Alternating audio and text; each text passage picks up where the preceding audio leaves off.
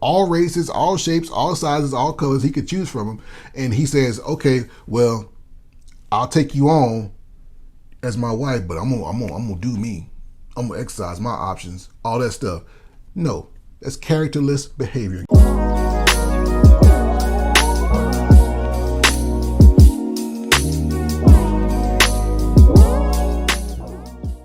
Hey guys, we are back with another video. Today we're going to be reacting to Ace Metaphor. Don't know much about this content creator, but I ran across it short and thought it was really good. He's discussing number one reason why you shouldn't date unready men. So you ready? I'm ready. Let's go. Let's jump in now. A man that's not ready is a dangerous man. A man that's not ready is ready to break your heart. A man that's not ready for marriage and something serious in a relationship is a man that's ready to waste your time. A man that's not ready to be faithful, integrity filled, or not ready to be a partner is a man ready to cause you heartache and confusion. A man that's not ready to be decisive as to what he is looking for in a woman is a man that's ready to run you in circles, to gaslight you, to breadcrumb you. A man that's ready to waste your youthful years, but not a man that's ready to love you past it. What I'm saying is an unready man will be ready to do things for you, but it ain't the things you want. You need a man that's ready to commit, a man that's ready to build, a man that's ready to lead, a man that is ready to be an This boy preaching, ain't he? I'm just saying. He's sweating. Ready. Yeah, he's sweating. Oh boy, he's preaching. All right, I kind of see where it's going, but yeah, he's almost to the end here. example for your children. Not a man that's ready to have sex, ready to reap the benefits of a relationship, but not ready to actually make it official. All right, so I see where he's going, and I actually agree with a lot of what he's saying. I think that where I'm running into a small problem with what he's saying is that everything he said is what women are choosing. And what I see from the flip side of that is, look, I'm gonna be honest with you. So when we conceive this channel, when we talk about this channel is not made for Pookies and Ray Rays. It's not.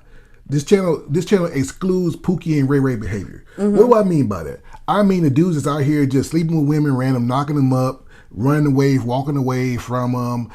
Dudes that's out here hidden, going upside women's head. This channel is not for the men, because making multiple baby mamas. You can't reform those men. I'm not talking to those dudes. I'm talking to the young men who don't know what to do. I'm talking to the young men who were not taught, that want to do the right thing. So I don't even address Pookie and Ray Ray behavior over here. I don't. And we don't even really address ratchet behavior either, which is a word that's generally associated with women. 304 behavior? Yes, we don't really address that behavior because this channel is not for them. This channel is for young women who were not taught, that do not know, and they want to do better, but they don't know what to do. Right. To tell you what to look for. So I don't go to the extremes here. This channel is not for extremes. So to me, he's addressing Pookie and Ray Ray behavior. Right. So Pookie and Ray Ray behavior ain't never gonna commit to you. Ratchet behavior is gonna be ratchet. She gonna grab air and talk crazy and try to hit you and all that stuff. We're not really addressing that.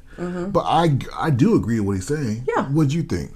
I agree with what he's saying as well, but again, like you're saying, it's one-sided. There's only one side of that conversation that he's really addressing, because immaturity is immaturity. So an immature man is going to damage and hurt a woman, just like an immature woman will damage and hurt a man. So choices matter.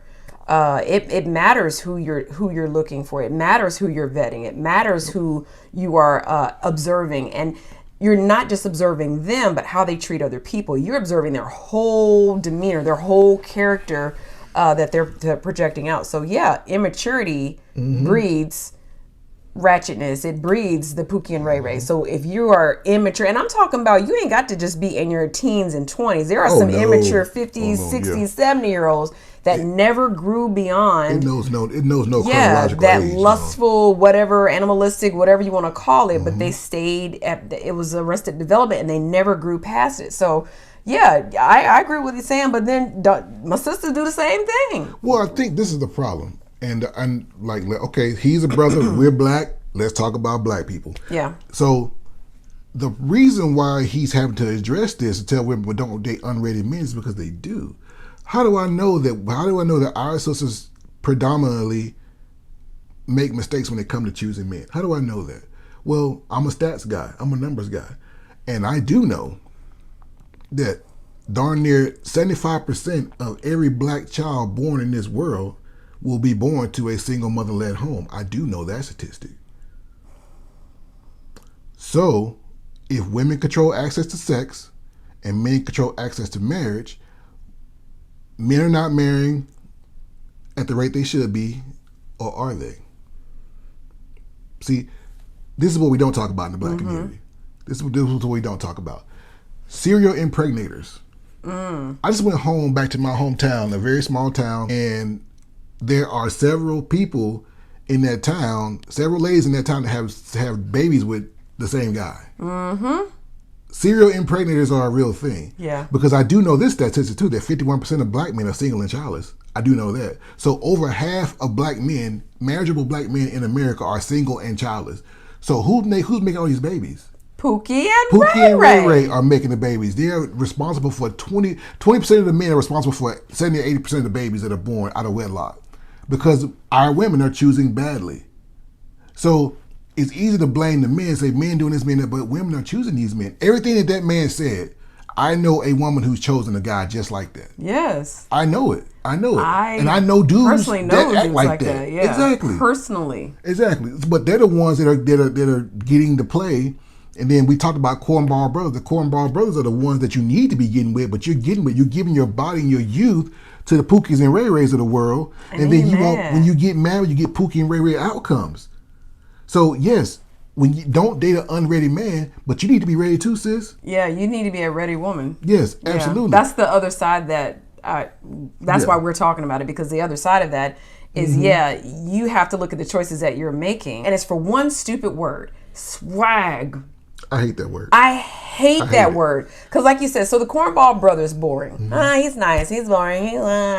Ooh, but Devontae, Daquan got that. He got that swag. What does that mean? You know, it's this. He's kind of like a bad boy. He's got that little edge to him. You he got that thing. 35, 40-year-old women talking about swag. Sit your old... I am so sick of it. I am so sick of hearing 35, 40-year women talking about he gotta have that certain little thing about him. You better hope to get a man. You better hope to get a man at 35, 40. And don't get mad at me. I'm talking numbers. I'm a numbers guy. Our women are the most unmarried. You better hope to forget Devontae. You better hope to find Wilbur the plumber. Wilbur the plumber come home every day. He do what he's supposed to do, and he gonna love you. But you out here giving your best years to Devontae. Devontae ain't thinking about you. Devontae gonna hit it and quit it and keep it pushing. That's what he gonna do. So this is what I'm talking about, guys. This is stuff. And guys like Ace Metaphor, I don't know this content creator at all, guys. I'm sure he's a heck of a nice guy. But these guys will get on this platform and talk all this men about y'all men do better. We do better. They are pandering to you because they know women love to hear the sweet, sweet nectar of being told what they want to hear. And let me say this too to you clergymen that are doing the same thing, because I hear and see the same thing happening in church as well, where you get on the men and y'all got to man up. Y'all got to make sure you get your standards together. And y'all got to make sure we treat our women with respect. And y'all got, okay, I get that. Now I need you to go, ladies.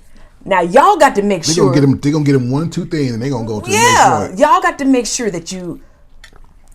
Okay, so let's name the list for what our women need to do. We need to number one, what are we even looking for? So when a woman says to you, I'm attracted to him because he got swag. Okay, I need you to articulate and tell me, what does swag mean? I tell you, it means everything. It's an umbrella statement that means term. Nothing. Yep. Absolutely. So it's all emotion led. It's he got that look about him. It's the way he carries himself. The way he walk into a room. And that is the problem that we're finding. You don't know really what you want. You don't know what you're attracted to. Just how the wind blows. In that moment, he caught your eye, and you're like, "Ooh, legs open, boom." Oh, you need a spatula because you cooking. You cooking over So there. that's what we have to really sit down and talk about. You don't know who you are, and you don't know what you want.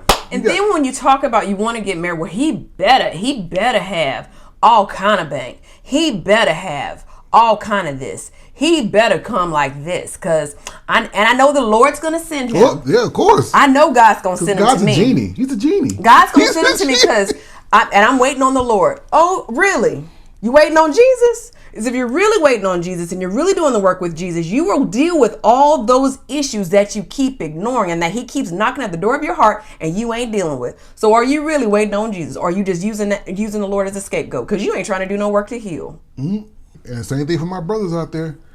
There's a lot of brothers out there that have achieved a modicum of success, and now they think that they could just do whatever they want to do. Mm-hmm. And this is what I do see in the non-Pookie and Ray Ray brothers. A lot of brothers that have achieved a modicum of success, they're making good money, they got this thing, and they know they got in a position of power and authority because they waited to their 30s now, and now all the girls are like, oh shoot. So he got to choose from all races, all shapes, all sizes, all colors. He could choose from them, and he says, okay, well, I'll take you on as my wife, but I'm gonna do me. I'm gonna exercise my options, all that stuff. No, that's characterless behavior, guys. It sure is. Characterless behaviors. I get it. You're in a position of power and authority, but what about integrity? What about being a man of honor and integrity and committing to that woman? I think we're gonna talk a little bit more about this as time goes on. But for I know now, yeah, that's enough said. said.